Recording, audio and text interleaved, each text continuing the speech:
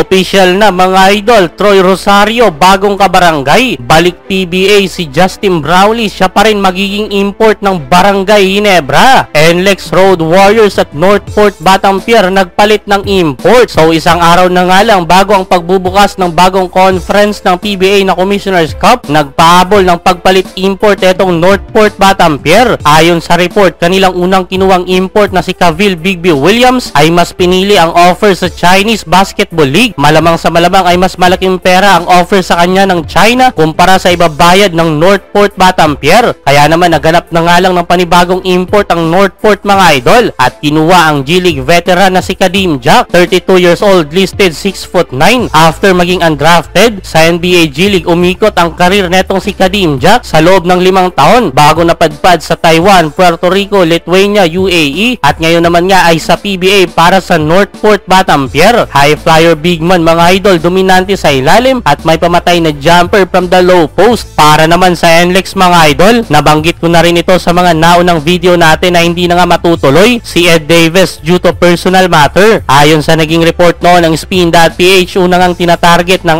NLEX Road Warriors etong si Damanimal Kenneth Farid, pero dahil sa hindi nga din ito available ay naganap na lang sila ng iba at ang nakuha ay etong si Mike Watkins, 29 years old, 6'9", produkto ng Penn State University ng USNCA Division 1. Naglaro sa Colombia, Israel, Venezuela at ang uli ay sa NBA G-League sa koponan ng Delaware Blue Coats, affiliate team ng Philadelphia 76ers. Hustle player both defense at offense mga idol. Sa latest practice na in-upload ng NLEX, kasama na itong si Mike Watkins. Makikita na nagkaroon agad sila ng gandang connection ng point guard na si Robert Bolick sa mga lab pass.